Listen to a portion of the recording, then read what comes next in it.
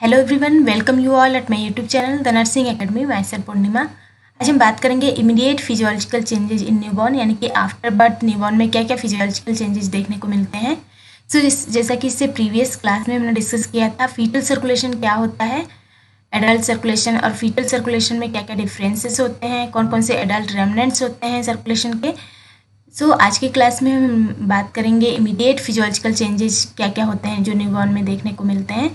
इससे previous video आपने देखा होगा, तो उसमें आपने देखा होगा फीटल सर्कुलेशन के केस में क्या होता है। फीटल सर्कुलेशन के केस में जो भी फीटस की सारी रिक्वायरमेंट्स होती हैं वो इंट्रायूट्राइन लाइफ में जब मदर के वुम में होता है फीटस, तो उस टाइम पर फीटस की जो भी रिक्वायरमेंट होती है वो प्लेसेंटा के थ्रू पूरी होती है। प्लेसेंटा से फीटस जो है वो अटैच रहता है, जुड़ा हुआ रहता है, कनेक्टेड रहता है दो अम्बलाइकल आर्टरीज और एक अम्बलाइकल वेन के थ्रू, एक अम्बलाइकल वेन और दो अम्बलाइकल आर्टरी के थ्रू जो फीटस होता है वो इंट्रायूट्राइन लाइफ में प्लेसेंटा से जुड़ा हुआ रहता है।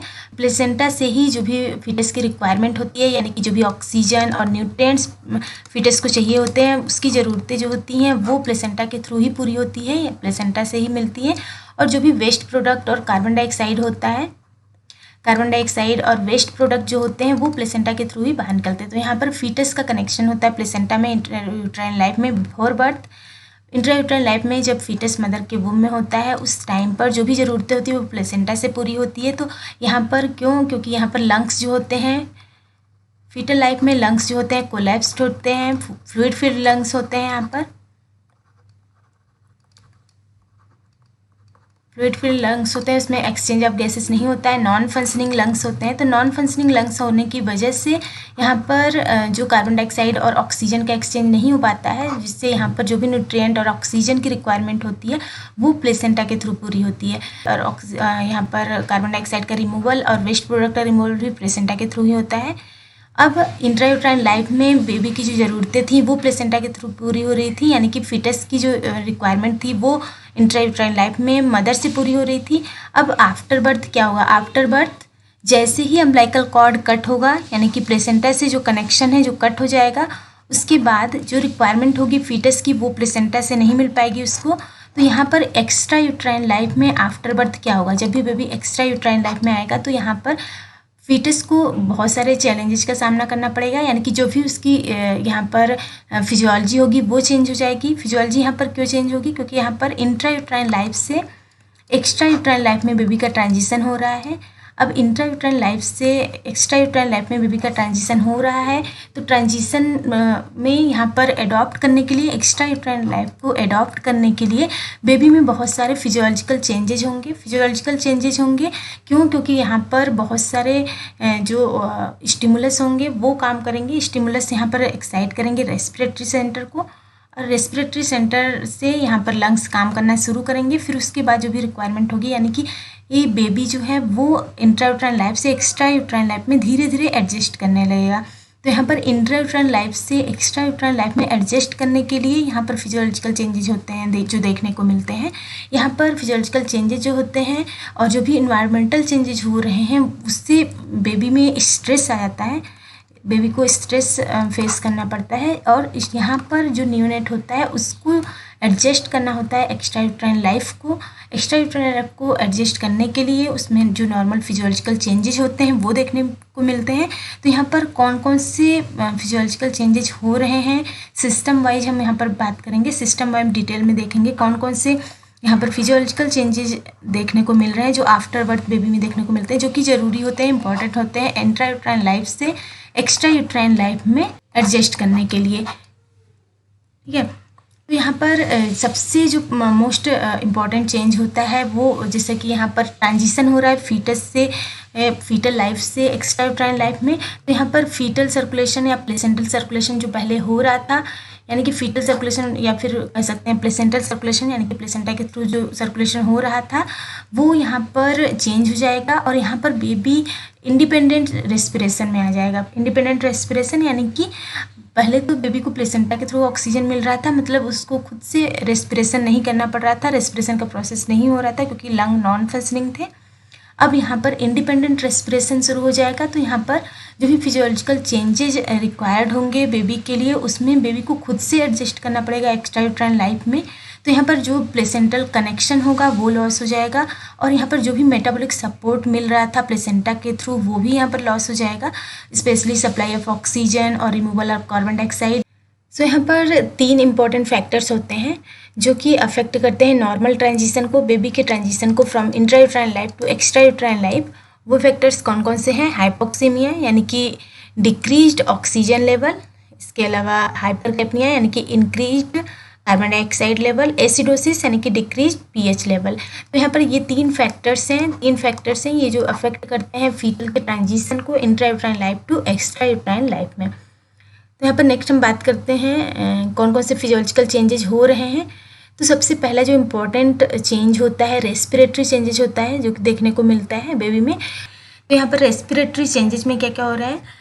जैसे ही बेबी इंट्रा यूट्राइन लाइफ से एक्स्ट्रा यूट्राइन लाइफ में आता है वैसे ही उसमें रेस्पिरेटरी चेंजेस होते हैं। क्या होता है इंट्रा यूट्राइन लाइफ में, यहाँ पर जब भी बेबी रहता है तो बेबी की जो भी रिक्वायरमेंट होती है, यहाँ पर लंग्स पहले तो नॉन फंक्शनल होते हैं, नॉन फंक्शनल और कोलैप्स्ड फ्लूइड फिल्ड लंग्स होने की वजह से जो रिक्वायरमेंट होती है प्लेसेंटा से पूरी हो रही है। अब यहाँ पर आफ्टर बर्थ क्या होगा? कुछ इंटरनल स्टिमुलाई और कुछ एक्सटर्नल स्टिमुलाई यहाँ पर स्टिमुलेट करेंगे रेस्पिरेटरी सेंटर को। तो इंटरनल स्टिमुलाई में केमिकल चेंजेज होंगे। केमिकल चेंजेज में जैसे हमने बताया कि 3 फैक्टर्स होते हैं मेन फैक्टर्स, जैसे कि डिक्रीज्ड PO2, इंक्रीज्ड PCO2 और डिक्रीज्ड पीएच, एसिडोसिस। तो यहाँ पर ये तीनों फैक्टर यानी कि ब्लड गैसेस में जो चेंजेज हो रहे हैं, ब्लड गैसेस में ये चेंजेस क्या करेंगे? एक्टिवेट करेंगे कीमो रिसेप्टर्स को। अब एक्टिवेट करेंगे कीमो रिसेप्टर्स को तो यहाँ पर ये मैसेज भेजेंगे रेस्पिरेटरी सेंटर इन मेडुला, यहाँ पर रेस्पिरेटरी सेंटर को स्टिमुलेट करेंगे। तो यहाँ पर ये इंटरनल स्टिमुलाई काम कर रहे हैं यानी कि केमिकल चेंजेस स्टिमुलेट कर रहे हैं रेस्पिरेटरी सेंटर को। इसके अलावा कुछ एक्सटर्नल स्टिमुलाई भी स्टिमुलेट करेंगे, जिसमें कि जैसे ही बेबी जो है इंट्रा यूट्राइन में था तो उस टाइम पर उसको वार्म इन्वायरमेंट मिल रहा था जो कि उसके लिए सुटेबल था। अब यहाँ पर सडन से बेबी एक्स्ट्रा यूट्राइन इन्वायरमेंट में आ रहा है, यानी कि जो बेबी को इन्वायरमेंट मिल रहा है कूल इन्वायरमेंट मिल रहा है, तो यहाँ पर सडन चिलिंग हो जाएगा इन्फेंट का।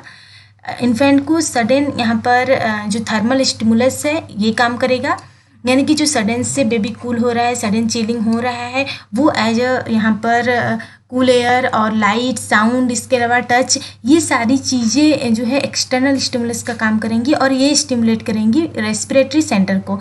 तो यहाँ पर ये सारी चीज़ें स्टिमुलेट करेंगी रेस्पिरेटरी सेंटर को। इसके अलावा यानी कि जो ब्लड गैसेस चेंज हो रहे हैं और उसके अलावा जो इन्वायरमेंटल चेंज हो रहे हैं यहाँ पर एक्सटर्नल स्टिमुलस के थ्रू, तो यहाँ पर ये सारी चीज़ों के अलावा ड्यूरिंग डिलीवरी के टाइम पर, ड्यूरिंग बर्थ, यहाँ पर बर्थ के टाइम पर क्या होगा? जो भी रिप्रोडक्टिव ट्रैक्ट से बेबी के चेस्ट का कंप्रेशन होगा, तो बेबी के चेस्ट के कंप्रेशन से यहाँ पर जो भी लंग्स में फ्लूइड होगा वो यहाँ पर निकल जाएगा बाहर, वो रिमूव हो जाएगा। रिमूव होने की वजह से अब यहाँ पर रिमूवल ऑफ फ्लूइड हो जाएगा और उसके अलावा यहाँ पर एयर एंटर कर जाएंगे। तो यहाँ पर ये भी स्टिमुलस का ही काम करेगा और स्टिमुलेट करेगा रेस्पिरेटरी सेंटर को। और यहाँ से बेबी क्या करेगा? जैसे ही यहाँ पर रेस्पिरेटरी सेंटर स्टिमुलेट हुआ, बेबी टेक्स फर्स्ट ब्रीथ, यहाँ पर इन्फेंट फर्स्ट ब्रीथ लेगा। तो यहाँ पर ये सारी चीज़ें जो हो रही हैं, यानी कि जो स्टिमुलेट हो रहा है रेस्पिरेटरी सेंटर, तो इंटरनल स्टिमुलाई पहले तो काम कर रही है जो कि केमिकल चेंजेज हो रहे हैं। केमिकल चेंजेज में जैसे कि ब्लड गैसेस चेंज हो रहे हैं, जिसमें ऑक्सीजन, कार्बन डाइऑक्साइड और पीएच लेवल चेंज हो रहा है, ये एक्टिवेट करेगा रेस्पिरेटरी सेंटर को, जिससे कि यहाँ पर जो रेस्पिरेटरी सेंटर है यानी कि जो कीमो रिसेप्टर्स है वो एक्टिवेट हो रहे हैं सबसे पहले, और ये मैसेज सेंड कर रहे हैं मेडुला में, यहाँ पर रेस्पिरेटरी सेंटर को स्टिमुलेट कर रहे हैं। तो इससे डायफ्राम जो है वो कॉन्ट्रैक्ट होगा और इन्फेंट क्या करेगा? फर्स्ट ब्रीथ अपना लेगा। तो यहाँ पर जैसे ही फर्स्ट ब्रीथ लेता है, यानी कि लंग्स जैसे ही एक्सपेंड होगा, लंग्स के एक्सपेंड होने के साथ ही यहाँ पर क्या होगा? ऑक्सीजन अंदर जाएगा और कार्बन डाइऑक्साइड बाहर आएगा। तो यहाँ पर इनिशिएशन ऑफ ब्रीदिंग हो जाता है, और इनिशिएशन ऑफ ब्रीदिंग होने की वजह से ये रेस्पिरेटरी चेंजेस हो रहे हैं यहाँ पर, तो लंग्स फंक्शनिंग हो जाते हैं। इन्फेंट जैसे ही अपना फर्स्ट ब्रीथ स्टार्ट करता है वैसे ही जो गैस एक्सचेंज होता है यहाँ पर जो ब्लड गैसेस हैं वो एक्सचेंज होने लगते हैं। ब्लड गैसेस यानी कि यहाँ पर ऑक्सीजन लेवल बढ़ने लगता है, कार्बन डाइऑक्साइड लेवल कम होने लगता है, यहाँ पर पीएच चेंजेज होने लगते हैं। तो इस तरह से रेस्पिरेटरी चेंजेज होते हैं जो बेबी में देखने को मिलते हैं, और जिससे बेबी इंट्रा यूट्राइन लाइफ से एक्स्ट्रा यूट्राइन लाइफ में सर्वाइव करने लगता है। तो ये सारे रेस्पिरेटरी चेंजेस देखने को मिलते हैं एट बर्थ। नेक्स्ट बात करते हैं सर्कुलेटरी चेंजेस।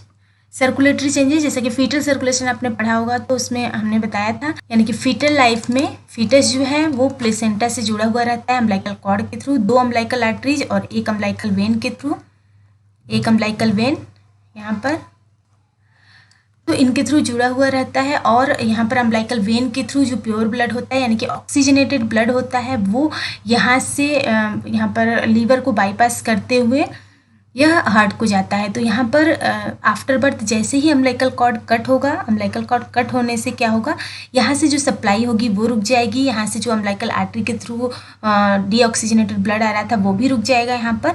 तो यहाँ पर जो भी प्रेशर एक्सचेंज होगा, यानी कि शुरू में फीटल लाइफ में फीटल सर्कुलेशन में यहाँ पर राइट साइड में प्रेशर ज़्यादा था, राइट साइड में प्रेशर ज़्यादा होता था और लेफ्ट साइड में कम होता था। तो यहाँ पर प्रेशर जैसे ही बेबी का यहाँ पर अम्बिलिकल कॉर्ड यहाँ पर कट डाउन हो रहा है, जैसे ही बेबी का कनेक्शन प्लेसेंटा से हट रहा है, वैसे ही आफ्टर बर्थ क्या होगा, जो यह प्रेशर है वो यहाँ पर प्रेशर लेफ्ट साइड में ज़्यादा हो जाएगा और राइट साइड में यहाँ पर प्रेशर कम हो जाएगा। यहाँ पर कम क्यों होगा, देखिए यहाँ पर जो ब्लड की सप्लाई हो रही थी, यहाँ पर ब्लड जो यहाँ अम्बिलिकल वेन के थ्रू भी ब्लड जा रहा था और इन्फीरियर वेना केवा के थ्रू भी यहाँ पर ब्लड जा रहा था। तो यहाँ पर ब्लड ज़्यादा हो रहा था, ज़्यादा होने की वजह से यहाँ पर प्रेशर ज़्यादा होने की वजह से direct right atrium to left atrium जा रहा था ब्लड। तो यहाँ पर ये सारी चीज़ें हमने जो फीटल सर्कुलेशन क्लास था उसमें हमने अच्छे से बताया हुआ है। तो यहाँ पर जो राइट से लेफ्ट सेंटिंग हो रही थी, ब्लड की बाईपास हो रहा था, वो यहाँ पर रुक जाएगा। तो यहाँ पर कुछ सर्कुलेटरी चेंजेस होंगे। सर्कुलेटरी चेंजेस में क्या होंगे, सबसे पहले तो यहाँ पर जो बाईपास करते हुए जा रहा था, तो एक जो यहाँ पर ब्रांच थी वो साइनोसाइटिस को सप्लाई कर रही थी, एक इन्फीरियर वेना केवा के थ्रू, फिर यहाँ पर राइट एट्रियम में जा रही थी। तो यहाँ पर कट डाउन होने की वजह से ये सप्लाई रुक जाएगी और यहाँ पर ये जो डक्टस वेनोसस बन रही थी यहाँ पर ये बंद हो जाएगी बाद में। तो यहाँ पर क्लोजर ऑफ डक्टस वेनोसस हो जाएगा। क्लोजर ऑफ डक्टस वेनोसस होने के बाद ये रेमनेंट स्ट्रक्चर बाद में बना लेगी, इसका क्लोजर होने के बाद तो यहाँ पर ये लिगामेंटम वेनोसम बना लेंगे, लिगामेंटम वेनोसम बना लेंगे। और इसके बाद यहाँ पर राइट टू लेफ्ट सेंटिंग जो हो रही थी, बाईपास हो रहा था यहाँ पर, तो यहाँ पर प्रेशर कम होने की वजह से अब लेफ्ट साइड में प्रेशर ज़्यादा है। तो लेफ्ट साइड में प्रेशर ज़्यादा होने की वजह से ये जो इस तरह से स्ट्रक्चर था, सेप्टम सेकेंडम ये था, सेप्टम सेकेंडम और ये सेप्टम प्राइमम। तो यहाँ पर इस फीटल सर्कुलेशन में इधर प्रेशर ज़्यादा था, तो इधर राइट से लेफ्ट में ब्लड का बाईपास हो रहा था। अब यहाँ पर लेफ्ट साइड में प्रेशर ज़्यादा है, तो लेफ्ट साइड में प्रेशर ज़्यादा होने की वजह से आफ्टर बर्थ क्या होगा, ये जो सेप्टम प्राइमम है ये ओवरलैप कर लेगा सेप्टम सेकेंडम को। तो यहाँ पर ये भी क्लोजर हो जाएगा, यानी कि यहाँ पर जो फोरामेन ओवल है, फोरामेन ओवल का भी यहाँ पर क्लोजर हो जाएगा। तो यहाँ पर आफ्टर बर्थ फोरामेन ओवल क्या बनाएंगे, फोसा ओवेलिस बनाएंगे, फोसा ओवेलिस ये रेमनेंट स्ट्रक्चर बनाएंगे। अब यहाँ पर डक्टस आर्टरियोसस की बात करें तो यहाँ पर डक्टस आर्टरियोसस, जैसा कि हमने बताया कि यहाँ पर बर्थ के पहले जो सर्कुलेशन हो रहा था फीटल सर्कुलेशन में वो अलग था, जिसकी वजह से यहाँ पर डक्टस आर्टरियोसस के थ्रू ब्लड जो है वो यहाँ पर डायरेक्ट पल्मोनरी आर्टरी के थ्रू एओर्टा में चला जा रहा था, एओर्टा में बाईपास हो रहा था, यहाँ पर आप देख सकते हैं। तो यहाँ पर डक्टस आर्टरियोसस का भी क्लोजर हो जाएगा। किस तरह से क्लोजर होगा, जैसे ही प्रेशर एक्सचेंज होगा, यहाँ पर प्रेशर चेंज होगा, यानी कि जैसे ही लंग फंक्शनिंग हो जाएगा, लंग फंक्शनिंग होने से क्या होगा, यहाँ पर जैसे ही लंग फंक्शनिंग हो रहा है वैसे ही यहाँ पर ब्लड जो है वो लंग्स में जाएगी ब्लड। तो यहाँ पर जो पल्मोनरी आर्टरी में यहाँ पर प्रेशर बन रहा था, प्रेशर ज़्यादा हो रहा था, तो यहाँ पर ये प्रेशर कम हो जाएगा जैसे ही लंग्स में जाएगा। अब लंग्स से जो ऑक्सीजनेटेड ब्लड है वो यहाँ पर लेफ्ट साइड हार्ट में आएंगे, तो यहाँ पर लेफ्ट साइड में प्रेशर ज़्यादा होने की वजह से यहाँ पर रिवर्स शंटिंग हो जाएगी। रिवर्स शंटिंग मीन्स यहाँ पर जो एओर्टा है, एओर्टा से पल्मोनरी आर्टरी में यहाँ पर ब्लड आने लगेगा, यानी कि एओर्टा से पल्मोनरी आर्टरी में आने लगेगा। तो यहाँ पर रिवर्स शंटिंग हो जाएगी। रिवर्स शंटिंग होने की वजह से यहाँ पर ऑक्सीजन कंसंट्रेशन ज़्यादा हो जाएगा, प्रोस्टाग्लैंडिन लेवल कम होने की वजह से यहाँ पर इसका भी क्लोजर हो जाएगा। तो यहाँ पर जो डक्टस आर्टरियोसस है ये क्या बना लेगा, लिगामेंटम आर्टरियोसम। तो ये सारे चेंजेस, सर्कुलेटरी चेंजेस देखने को मिलेंगे। इसको समझने के लिए आपको फीटल सर्कुलेशन पता होना चाहिए। तो इससे पहले वाला वीडियो अगर आप देखे होंगे तो आपको अच्छे से समझ में आ रहा होगा कि क्या क्या चेंजेस हो रहे हैं। तब सर्कुलेटरी चेंजेस जो हो रहे हैं उसमें मेन जो 3 बाईपास चैनल है वो क्लोज हो जाते हैं, यहाँ पर क्लोजर हो जाता है उनका, जिसमें डक्टस वेनोसस, यहाँ पर देखिए यहाँ पर फीटल सर्कुलेशन है, जैसे ही अम्बिलिकल कॉर्ड कट हुआ यहाँ पर सबसे पहले ये जो डक्टस, यहाँ पर डक्टस वेनोसस बन रही थी, दो वेन के बीच में जो बन रही थी डक्टस वेनोसस, उससे लिगामेंटम वेनोसम बन जाएगा। एक यहाँ पर डक्टस आर्टरियोसस, डक्टस आर्टरियोसस यहाँ पर लिगामेंटम आर्टरियोसम बना लेगा। इसके अलावा यहाँ पर राइट से लेफ्ट एट्रम में जो संटिंग हो रही थी, बाईपास हो रहा था ब्लड, यानी कि फोरामेन ओवल से क्या बन जाएगा, फोसा ओवैलिस। तो ये सारे सर्कुलेटरी चेंजेस देखने को मिलते हैं। तो ये सारे चेंजेस देखने को मिलते हैं आफ्टर बर्थ। जैसे ही बेबी के चेस्ट कंप्रेशन होता है, जैसे ही फ्लूइड जो होते हैं लंग से बाहर निकलते हैं, इनिशिएशन ऑफ ब्रीदिंग होता है, ब्रीदिंग के बाद तुरंत ये सारे चेंजेस देखने को मिलते हैं, जिसमें यहाँ पर सर्कुलेटरी चेंजेस जो हमने बताया, जैसे कॉर्ड क्लैंपिंग के बाद जो चेंजेस होते हैं यहाँ पर left side of the heart में प्रेशर इंक्रीज होने की वजह से यहाँ पर ये सारे चेंजेस देखने को मिल रहे हैं। जिसमें यहाँ पर फंक्शनल क्लोजर की बात करें तो फंक्शनल क्लोजर लगभग 5 मिनट में हो जाता है, बट यहाँ पर एनाटॉमिकल क्लोजर की बात करें अगर स्ट्रक्चर क्लोजर की, तो अम्बिलिकल यहाँ पर जो अम्बिलिकल आर्टरी है, ये अम्बिलिकल आर्टरी और ये अम्बिलिकल वेन, तो यहाँ पर अम्बिलिकल आर्टरी का जो क्लोजर होता है वो यहाँ पर क्लोज होकर रेमनेंट स्ट्रक्चर जो बनाता है अम्बिलिकल लिगामेंट्स बनाते हैं। इसके अलावा अम्बिलिकल वेन की बात करें तो अम्बिलिकल वेन लिगामेंटम टेरिस बनाता है। तो यहाँ पर अगर बात करें एनाटॉमिकल क्लोजर की, तो यहाँ पर फोसा ओवैलिस जो है उसको क्लोज होने में लगभग 1 ईयर का टाइम लगता है। इसके अलावा डक्टस आर्टरियोसस की बात करें, यानी कि डक्टस आर्टरियोसस जो क्लोज होकर लिगामेंटम आर्टरियोसम बना रहा है, उसको 10 to 21 डेज लगते हैं, 10 to 21 डेज। इसके अलावा लिगामेंटम वेनोसम की बात करें, यहाँ पर डक्टस वेनोसस की बात करें तो ये क्लोज होने में लगभग टाइम लेता है, विदिन अ वीक में यह क्लोज हो जाता है, विदिन अ वीक मतलब 1 वीक के अंदर अंदर ये क्लोज होकर लिगामेंटम वेनोसम बना लेता है। तो यहाँ पर ये सारे सर्कुलेटरी चेंजेस होते हैं जो देखने को मिलते हैं। इसके अलावा नेक्स्ट बात करते हैं बॉडी टेम्परेचर, रेस्पिरेटरी चेंजेस और सर्कुलेटरी चेंजेस के बाद जो मोस्ट इंपॉर्टेंट चेंजेस होते हैं वो बॉडी टेम्परेचर में देखने को मिलते हैं। बॉडी टेम्परेचर यानी कि जैसे ही बेबी इंट्रायूट्राइन लाइफ से एक्स्ट्रायूट्राइन लाइफ में आता है, इंट्रायूट्राइन लाइफ में वार्म इन्वायरमेंट रहता है, यहाँ पर एक्स्ट्रायूट्राइन लाइफ में बेबी को सडन चिलिंग हो जाता है, यानी कि सडन कूल इन्वायरमेंट में आने से जो बॉडी होती है वो कूल हो जाती है। तो यहाँ पर बेबी जैसे ही रेस्पिरेशन स्टार्ट करता है, हीट रेगुलेशन मोस्ट क्रिटिकल होता है बेबी के लिए, न्यूबॉर्न के लिए, सर्वाइवल के लिए। तो यहाँ पर हाइपोथर्मिया में जाने के चांसेस बेबी में ज़्यादा होते हैं। क्यों? क्योंकि बेबी में जो इवोपोरेशन प्रोसेस होता है, हीट लॉस जो होता है इवोपोरेशन प्रोसेस के थ्रू वो ज़्यादा होता है, यहाँ पर हीट लॉस ज़्यादा देखने को मिलता है। तो यहाँ पर इवोपोरेशन प्रोसेस के थ्रू हीट लॉस जो है वो ज़्यादा होता है। तो यहाँ पर हीट रिसेप्टर क्या करते हैं, मैसेज सेंड करते हैं ब्रेन को कि बॉडी जो है बेबी की वो कोल्ड हो गई है, बेबी की बॉडी कोल्ड हो गई है। अब यहाँ पर बेबी की बॉडी ज़्यादा हीट प्रोडक्शन करने लगती है। ज़्यादा हीट प्रोडक्शन किससे करेगी यहाँ पर, तो यहाँ पर बर्निंग स्टोर्स होते हैं, यहाँ पर ब्राउन फैट होते हैं, ब्राउन फैट प्रेजेंट होते हैं न्यूबॉर्न में, जो कि एक स्पेशल टाइप ऑफ फैट होते हैं जो कि न्यूबॉर्न और फीटल लाइफ में ही पाए जाते हैं। तो यहाँ पर ब्राउन जो फैट होते हैं, ब्राउन फैट ये यहाँ पर हीट प्रोडक्शन का काम करते हैं, हीट प्रोडक्शन का काम करते हैं, जिससे कि बेबी के अंदर हीट प्रोडक्शन होता है और बेबी का टेम्परेचर मेंटेन होता है। तो यहाँ पर आप देखे होंगे कि बेबी जो न्यूबॉर्न बेबी होते हैं उनमें रेयरली सीवरिंग देखने को मिलता है। वैसे तो कोल्ड के केस में एडल्ट में सिवरिंग देखने को मिलता है, यहाँ पर न्यूबॉर्न के केस में बहुत ही रेयर केस में सिवरिंग देखने को मिलता है या फिर ना के बराबर देखने को मिलता है। तो यहाँ पर जो हीट प्रोडक्शन होता है ब्राउन फैट के थ्रू होता है। ब्राउन फैट जो कि स्पेशल टाइप ऑफ फैट होते हैं जो कि प्रेजेंट होते हैं न्यूबॉर्न लाइफ में और या फिर फीटल लाइफ में प्रेजेंट होते हैं। कौन कौन से फैक्टर होते हैं जो प्री डिस्पोज करते हैं न्यूबॉर्न को to excessive heat loss. Newborn large surface area facilitate करते हैं हीट लॉस को to the environment. Newborn baby का लार्ज सरफेस एरिया होता है, उससे इवोपोरेशन प्रोसेस जो होता है वो ज़्यादा होता है, तो यहाँ पर हीट लॉस जो होता है वो ज़्यादा होता है। इसके अलावा न्यूबॉर्न की thin layer of subcutaneous fat, इसमें जो सबक्यूटेनियस फैट होती है उसकी थीन लेयर पाई जाती है जो कि पुअर इंसुलेशन का काम करती है, यानी कि पुअर इंसुलेशन प्रोवाइड करती है ताकि वो कंजर्व करके रख पाए हीट को। तो इसकी वजह से भी हीट लॉस जो ज़्यादा देखने को मिलता है और हीट प्रोडक्शन नहीं हो पाता है। इसके अलावा newborn mechanism for producing heat is different from the adult who can increase heat production through shivering. अब इन्फेंट के केस में क्या है, सिवरिंग से हीट प्रोडक्शन होती है, बट यहाँ पर न्यूबॉर्न के केस में सिवरिंग नहीं होती है। तो यहाँ पर डिफरेंट होता है हीट प्रोडक्शन का मैकेनिज्म, जिसे हमने बताया कि ब्राउन फैट के थ्रू होता है।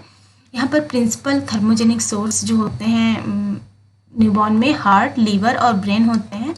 हार्ट, लीवर और ब्रेन के थ्रू जो बॉडी टेम्परेचर होता है वो मेंटेन होता है। तो यहाँ पर जो एडिशनल सोर्स होता है ब्राउन एडिपोज टिश्यू, जैसे हमने बताया कि ब्राउन फैट जो होता है वो फीटल लाइफ में और न्यूबॉर्न लाइफ में देखने को मिलता है। यह यूनिक होता है जो न्यूबॉर्न में प्रेजेंट होता है, इसके अलावा एडल्ट में यह नहीं पाया जाता है। तो यहाँ पर heat generated in brown fat is distributed to other part of the body by the blood, blood के through other part of the body में हीट डिस्ट्रीब्यूट कर दिया जाता है। तो यहाँ पर इस तरह से बेबी का जो बॉडी है वो वार्म हो जाता है, तो इस तरह से बॉडी टेम्परेचर मेंटेन होता है। नेक्स्ट बात करते हैं digestive system.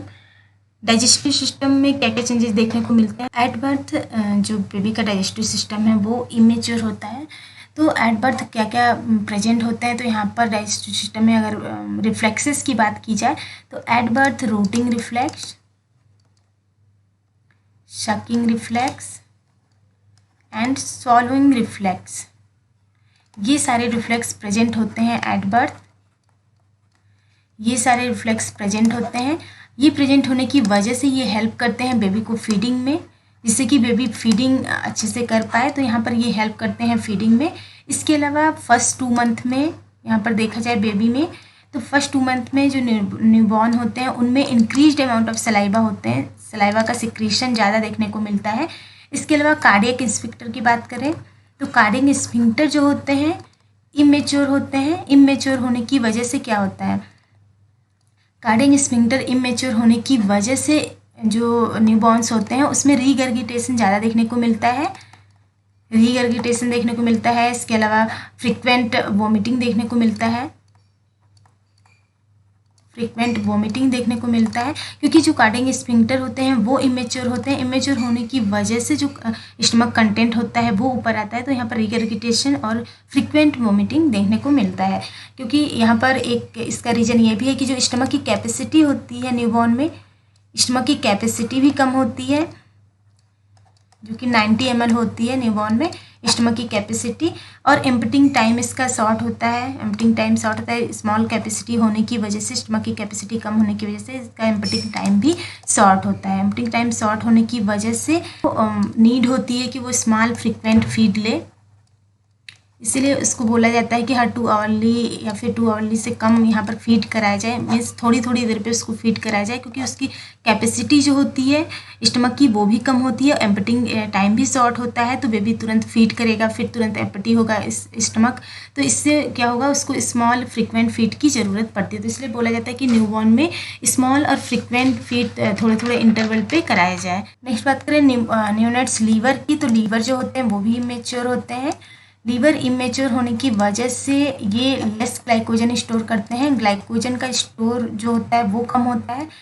Less glycogen store करने की वजह से इसमें जो हाइपोग्लाइसीमिया का चांस होता है वो भी ज़्यादा देखने को मिलता है। इसके अलावा यहाँ पर बिलीरुबिन जो होता है, बिलीरुबिन कंजुगेशन, ये भी अफेक्टेड होता है। इसकी वजह से बेबी इमेच्योर लीवर होने की वजह से यहाँ पर फिजियोलॉजिकल जॉइंटिस होने के चांसेस भी ज़्यादा होते हैं।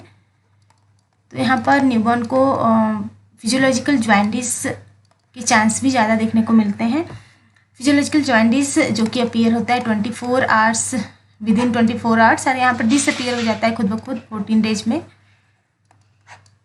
14 डेज के बाद यहाँ पर डिसअपीयर हो जाता है। इसके अलावा बात करें अगर न्यूबॉर्न फर्स्ट स्टूल की,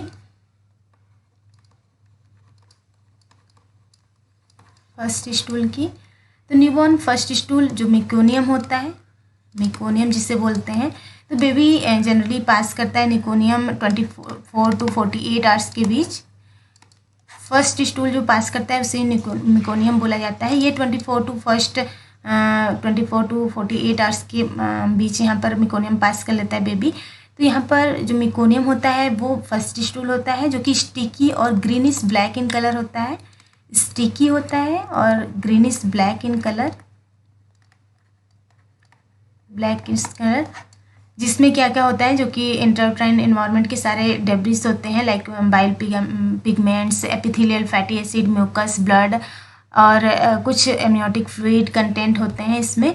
तो इस तरह से इसका जो टेक्सचर होता है वो स्टिकी और ग्रीनिश ब्लैक इन कलर होता है। इसके बाद जैसे ही बेबी फीड लेना स्टार्ट करता है, फीडिंग स्टार्ट करता है, वैसे ही उसका जो मीन्स स्टूल होता है वो चेंज होने लगता है। धीरे धीरे कंसिस्टेंसी जो होती है स्टूल की वो भी चेंज होने लगती है। लगभग 3 डेज में जो कंसिस्टेंसी होती है स्टूल की, कलर कंसिस्टेंसी, वो जैसे ही बेबी फीड करना स्टार्ट करता है वैसे ही चेंजेस आने लगते हैं उसमें। तो ये सारे डाइजेस्टिव सिस्टम में चेंजेस हो गए। नेक्स्ट बात करते हैं रीनल सिस्टम में क्या क्या चेंजेस होते हैं। तो रीनल सिस्टम, जैसा कि बेबी का सभी सिस्टम जो है वो इमेच्योर होता है, तो यहाँ पर किडनी भी बेबी की इमेच्योर होती है। इमेच्योर किडनी होने की वजह से यहाँ पर डिक्रीज एबिलिटी होती है बेबी की कि वो यूरिन को कंसंट्रेट कर पाए, decrease ability to concentrate urine. और यहाँ पर जो ब्लैडर की कैपेसिटी होती है वो भी कम होती है। जैसे वहाँ पर स्टमक की कैपेसिटी कम थी, यहाँ पर ब्लैडर की कैपेसिटी भी कम होती है, लगभग 15 ml होती है यहाँ पर। तो 15 ml ब्लैडर की कैपेसिटी भी कम होती है, इसीलिए न्यूबॉर्न को ज़रूरत पड़ती है, newborn need to void about 15 to 20 times a day. 15 से 20 बार एक दिन में वो वाइड करते हैं, यूरिनेट करते हैं। तो यहाँ पर ब्लैडर की कैपेसिटी कम होने की वजह से जो बेबी है वो 15 to 20 time a day wide करते हैं। इसके अलावा बेबी फ्लूइड मेंटेनेंस नहीं कर पाते हैं यहाँ पर। क्यों? क्योंकि यहाँ पर फ्लूइड का किडनी, जैसे हमने बताया कि इमेच्योर है, सारे सिस्टम इमेच्योर है, तो इसकी वजह से फ्लूइड मेंटेनेंस नहीं हो पाता है। तो यहाँ पर decrease ability to fluid maintenance, इसलिए बेबी को अगर हम फ्लूइड ओवरलोड करें या फिर फ्लूइड ओवरलोडेड के केस में या फिर फ्लूइड डिफिशियंसी की केस में बेबी जो है खुद से बेबी में फ्लूइड मेंटेनेंस नहीं हो पा रहा है, इस वजह से अगर फ्लूइड ओवरलोड या फिर डिफिशियंसी का केस होता है तो उस केस में बेबी मेंटेन नहीं कर पाते हैं, जो फ्लूइड मेंटेनेंस है वो नहीं हो पाता है। तो इसलिए बेबी को बोला जाता है कि स्मॉल एंड फ्रिक्वेंट फीडिंग दिया जाए और बेबी को जितना मीन्स एडवाइस है उतना ही फीडिंग दिया जाए। तो यहाँ पर फ्लूइड जो ओवरलोड है या डेफिशिएंसी, इसको मेंटेन नहीं कर पाते शुरू में बेबी, क्योंकि उनमें जो किडनी होती है, जो किडनी है वो यहाँ पर इमेच्योर किडनी है। तो यहाँ पर मेजोरिटी ऑफ बेबी जो होते हैं वो पास करते हैं urine 12 hours after birth, within 12 hours after birth, यहाँ पर 12 to 24 hours after birth baby first urine pass कर लेते हैं। तो यहाँ पर ये सारे चेंजेस देखने को मिलते हैं रीनल सिस्टम में। नेक्स्ट बात करते हैं इंटीग्यूमेटरी सिस्टम। इंटीग्यूमेटरी सिस्टम, न्यूनेट का स्किन जो होता है बहुत ही डेलिकेट और बहुत ही फाइन होता है, फाइन एंड डेलिकेट स्किन होते हैं, जो कि यहाँ पर डेलिकेट स्किन जो कि बहुत ही स्लाइड फ्रिक्शन से भी उसमें इंजरी और ब्लिस्टर होने के चांसेस ज़्यादा होते हैं। तो यहाँ पर फ्लूइड लॉस भी कंपैरेटिवली ज़्यादा होता है एडल्ट के कंपैरिजन में। यहाँ पर फ्लूइड लॉस इवापोरेशन से होता है, जैसे हमने बताया कि फ्लूइड लॉस ज़्यादा होता है इवापोरेशन के थ्रू। यहाँ पर सीबेसियस ग्लैंड जो होते हैं वो बहुत ज़्यादा एक्टिव होते हैं। सीबेसियस ग्लैंड न्यूबॉर्न में बहुत ज़्यादा एक्टिव होते हैं।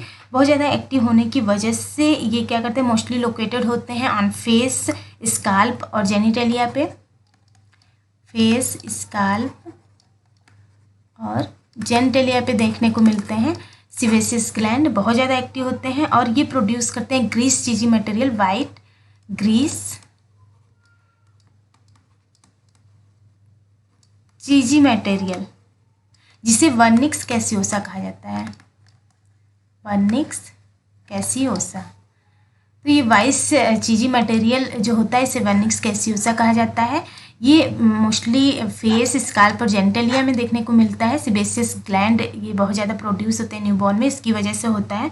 यहाँ पर वर्निक्स कैसियोसा खुद ब खुद ये चला जाता है, खुद ये साफ़ हो जाता है, क्लीन हो जाता है कुछ दिनों के बाद, फ्यू डेज आफ्टर बर्थ ये देखने को मिलता है। तो यहाँ पर ये खुद ब खुद चला जाता है, इसको खुद से रब ऑफ करने की ज़रूरत नहीं होती है।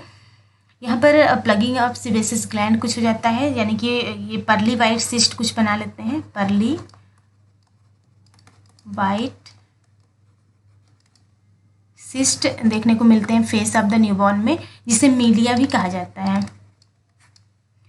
तो मीलिया ये प्लगिंग ऑफ सीबेसियस ग्लैंड होते हैं जो पर्ली वाइट सिस्ट होते हैं, ये generally face of the newborn पे देखने को मिलते हैं, जिसे मीलिया कहा जाता है। तो ये सारे इंटीग्यूमेटरी सिस्टम में चेंजेस होते हैं, जिसमें जैसे हमने बताया कि बहुत ही फाइन और डेलिकेट स्किन होते हैं, जो जिसमें इवोपरेशन प्रोसेस ज़्यादा होता है, हीट प्रोडक्शन ज़्यादा होता है। सीबेसियस ग्लैंड बहुत ज़्यादा एक्टिव होते हैं, बहुत ज़्यादा एक्टिव होने की वजह से ये ग्रीस चीज़ी मटेरियल सिक्रीट करते हैं, जिससे कि यहाँ पर वर्निक्स कैसियोसा कहा जाता है। वर्निक्स कैसियोसा यहाँ पर वर्निक्स कैसियोसा जो होते हैं वो खुद ब खुद रब ऑफ हो जाते हैं। इसको खुद से मीन्स यहाँ पर क्लीन करने की ज़रूरत नहीं पड़ती है, खुद ब खुद अपने आप से डिसअपियर हो जाते हैं कुछ दिनों के बाद। इसके अलावा यहाँ पर प्लगिंग ऑफ सीबेसियस ग्लैंड होता है। प्लगिंग ऑफ सीबेसियस ग्लैंड यहाँ पर पर्ली वाइट सिस्ट बनाता है, जिसे मीलिया कहते हैं, जो कि मैक्सिमम यहाँ पर फेस ऑफ द न्यूबॉर्न में देखने को मिलते हैं। नेक्स्ट है endocrine system. Endocrine system almost develop हो गए रहते हैं न्यूबॉर्न में, बट यहाँ पर जो फंक्शन होते हैं वो इमेच्योर होते हैं। फंक्शंस जो होते हैं वो इमेच्योर होने की वजह से यहाँ पर क्या होता है, जो पोस्टीरियर पिट्यूटरी ग्लैंड होते हैं, पोस्टीरियर पिट्यूटरी, ये इनएडिक्वेट amount of ADH hormone secrete करते हैं। एंटी डायरेटिक हार्मोन होता है, वो इनएडिक्वेट अमाउंट ऑफ हार्मोन सिक्रीट करते हैं। तो इसकी वजह से न्यूबॉर्न में जैसे हमने बताया कि वो मेंटेन नहीं कर पाते हैं, उनमें फ्लूइड ओवरलोड हो गया या फिर फ्लूइड की डिफिशिएंसी हो गई, तो वो मेंटेन नहीं कर पाते। क्यों? क्योंकि यहाँ पर ADH हार्मोन जो है वो प्रॉपर नहीं सिक्रीट हो रहा है, inadequate amount of hormone secrete हो रहे हैं। तो यहाँ पर neonate are prone to develop dehydration, में डिहाइड्रेशन होने के चांसेस ज़्यादा होते हैं। तो यहाँ पर डिहाइड्रेशन के चांसेस ज़्यादा होते हैं, क्योंकि जो फ्लूइड इनटेक होता है बेबी में अगर नहीं मेंटेन किया गया प्रॉपर, तो उस केस में डिहाइड्रेशन के चांस ज़्यादा देखने को मिलते हैं। इसके अलावा यहाँ पर effect of maternal sex hormone का भी इफेक्ट होता है। यहाँ पर सडन विड्रॉल होता है आफ्टर बर्थ, जैसे बेबी इंट्रायूट्राइन लाइफ में होता है, इंट्रायूट्राइन से एक्स्ट्रा यूट्राइन लाइफ में जैसे आता है, वैसे ही सडन विड्रॉल होता है मैटरनल सेक्स हार्मोन का। तो मैटरनल सेक्स हार्मोन का सडन विड्रॉल होने की वजह से यहाँ पर इफेक्ट कुछ देखने को मिलता है, जिसमें यहाँ पर ज़्यादातर जो मैटरनल सेक्स हार्मोन का इफेक्ट होता है फीमेल बेबी में देखने को मिलता है, जिसमें जो लेबिया होता है, लेबिया हाइपरट्रॉफिड होते हैं, हाइपरट्रॉफिड लेबिया देखने को मिलते हैं। इसके अलावा ब्रेस्ट की बात की जाए तो यहाँ पर ब्रेस्ट इंगॉज्ड होते हैं, इंगॉज्ड ब्रेस्ट देखने को मिलते हैं, जिसमें सिक्रीशन ऑफ मिल्क होता है, सिक्रीशन ऑफ मिल्क। ये सिक्रीशन ऑफ मिल्क को क्या बोलते हैं यहाँ पर? विच मिल्क, विच मिल्क। तो ये विच मिल्क देखने को मिलता है। इसके अलावा सूडो मेंस्ट्रुएशन भी देखने को मिलता है, सूडो मेंस्ट्रुएशन।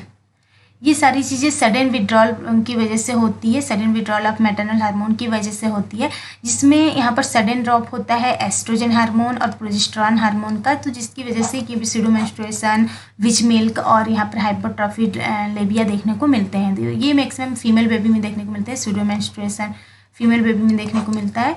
और इसके अलावा जो भी यहाँ पर फंक्शन हो रहे हैं इंडोक्राइन सिस्टम, वैसे तो यहाँ पर हो गए रहते हैं, मेच्योर हो गए रहते हैं, डेवलप हो गए रहते हैं, बट यहाँ पर फंक्शनली इमेच्योर होते हैं। तो फंक्शनली इमेच्योर होने की वजह से इनएडिक्वेट अमाउंट ऑफ ADH सिक्रीट होता है, जिसकी वजह से बेबी को यहाँ पर फ्लूइड मेंटेनेंस नहीं हो पाता है, जिसकी वजह से डिहाइड्रेशन में अगर प्रॉपर फ्लूइड मेंटेनेंस नहीं किया गया तो डिहाइड्रेशन में जाने के चांसेस ज़्यादा होते हैं। इसके अलावा मैटरनल सेक्स हार्मोन, जैसे हमने बताया कि effect of maternal sex hormone होता है सडन विड्रॉल की वजह से, तो इंट्रायूट्राइन लाइफ से एक्स्ट्रा यूट्राइन लाइफ में जैसे बेबी आता है, यहाँ पर लेबिया हाइपरट्रॉफिड देखने को मिलते हैं, ब्रेस्ट इंगॉज्ड और यहाँ पर सिक्रीट कर सकते हैं मिल्क, जिसे विच मिल्क कहा जाता है।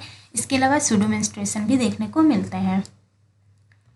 नेक्स्ट बात करते हैं musculoskeletal system. Musculoskeletal system, muscles जो होते हैं धीरे धीरे इंक्रीज होते हैं साइज में और डेवलप करते हैं आफ्टर बर्थ। आफ्टर बर्थ इनमें धीरे धीरे डेवलपमेंट देखने को मिलता है, जिसमें बोन्स कार्टिलेजिनस होते हैं और ऑसिफिकेशन उसमें जो होता है वो भी धीरे धीरे देखने को मिलता है। इसके अलावा स्कल्प बोन्स जो होते हैं बेबी में, स्कल्प बोन की बात करें तो ये सॉफ्ट होते हैं, और फॉन्टेनल्स जो होते हैं वो पूरी तरह से फ्यूज नहीं हुए रहते हैं। फॉन्टेनल्स की बात करें तो ये नॉट वेल फ्यूज नहीं हुए रहते हैं अच्छे से। और जिसमें फ्यूजर ऑफ स्कल्प बोन की बात करें तो ये धीरे धीरे ओसिफिकेशन इसमें होता है, तो सॉफ्ट फोंटेनेल जो होते हैं ये धीरे धीरे ऑसिफिकेशन इसमें होता है और धीरे धीरे ये क्लोजर होता है इनमें। तो यहाँ पर जो फोंटेनेल्स होते हैं उसमें धीरे धीरे क्लोजर देखने को मिलता है। बाद में ये बर्थ के टाइम पर वेल फ्यूज नहीं होते हैं, तो इसमें ऑसिफिकेशन जैसे जैसे होता है धीरे धीरे ये फ्यूज होता है। Next neurological system. Neurological system में क्या होगा? एट बर्थ न्यूरोलॉजिकल सिस्टम में क्या क्या चेंजेस होते हैं? तो न्यूरोलॉजिकल सिस्टम में नर्वस सिस्टम सफिशिएंटली डेवलप हो गए रहते हैं बट फंक्शनली इमेच्योर होते हैं। और यहाँ पर ये इतना डेवलप हो गए रहते हैं कि एक्स्ट्रा यूट्राइन लाइफ में सस्टेन कर पाए बेबी। तो ये एक्स्ट्रा यूट्राइन लाइफ में सस्टेन करने के लिए न्यूरोलॉजिकल सिस्टम जो होते हैं वो सफिशिएंटली डेवलप हो गए रहते हैं। तो यहाँ पर जो ऑटोनोमिक नर्वस सिस्टम होते हैं, ऑटोनोमिक नर्वस सिस्टम यहाँ पर हेल्प करते हैं बेबी का कि वो इंट्रा यूट्राइन लाइफ से ट्रांजिशन कर पाए एक्स्ट्रा यूट्राइन लाइफ में। तो यहाँ पर ये स्टिमुलेट करते हैं रेस्पिरेशन को स्टिमुलेट करेंगे।